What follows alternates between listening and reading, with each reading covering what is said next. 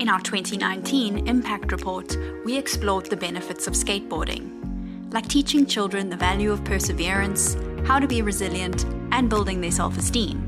This is why we love skating here at Tanda, and we converted an entire area of our community centre into a skate park with ramps for children of all ages and skill levels. We caught up with Kiniso, one of our most enthusiastic skate lovers, to find out how he is spending his time during lockdown without the Tanda skate park available to use. Qiniso njani? Ngiyaphila. Awusazi nje kabanzi ngawo. Kuqiniso ngicela isibongo. Ngifunda eMtholo High School, ngenza grade 11 ka B. Ngina 17 years old. Uqale nini ukuskate? Ukuskate ngaqala ngo-2013 ngifika la kaQwaba. Yini ngaqala kuyona ukuskate? Ngaqala ukuskate khona lapha kaThanda ngisayingane. Ngangifika la kaQwaba ngabona kukhona i-skateboard. Kukhona nje nendawo nje ukhonkolo evuliwe ngathi slab. Kujikelezwa khona. Kwaya yakhiwa ke indawo yakhushulwa. Akukho ke nami ukwazi ukuskate. Namanje ngisaskate kodwa nje bakhona lockdown angikwazi ukuthi ngiqhubeke ngiskate. When asked to elaborate on the effect of lockdown on him, he shared with us that he misses skating, not just because it's something he enjoys doing, but for health reasons too.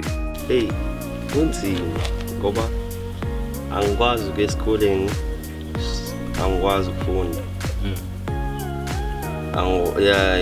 Angikwazi ukufunda ngingekho sengathi ngaba khona umuntu oyaziyo vele lento ozobe sekufundisa.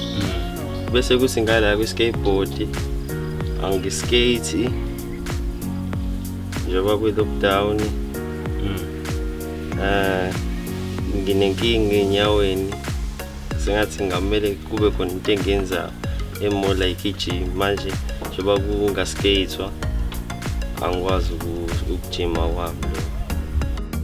Kiniso twisted his ankle as a young child and experienced severe pain in his ankle and foot region for a long time afterwards.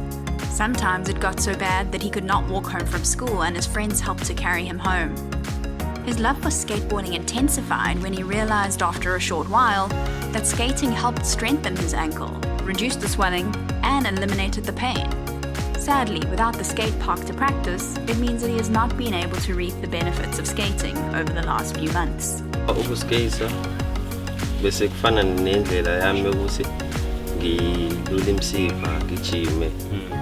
Manje njengoba ngakwazi ukuya khona ukuskate nginenkinga ngikwazi ukujima wami lokho kade ngikwenza.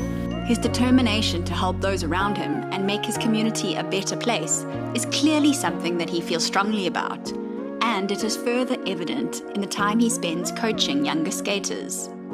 It makes us happy to know that this outward focus is something that grew, at least in part, from his time spent at the Tanda skate park. Yiphi nje moment onayo ungasho ukuthi leya nje moment oyijabulela nje kuyona yonke i-experience yakho ye-skateboarding into ongasoze wayekhohle yenzeka nje ku-skateboarding empilweni yakho? Engasoze ngikhohle ngasikhathi ngilimala la. Ngenkathi ngilimala ngalimazwa into engangijwayele. Into engangijwayele ukuyenza nje ngihambe ukujika. Ngangihamba ngiyojika.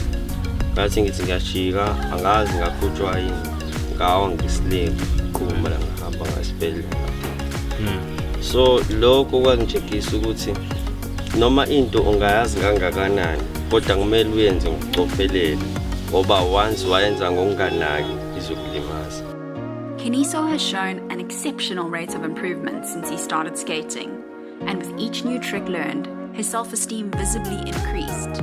But he's self-aware too, understanding that overconfidence can sometimes lead to disaster, or at least a busted chin. These are important life lessons, and we are thrilled to see them being learned by the children of Tanda through skateboarding.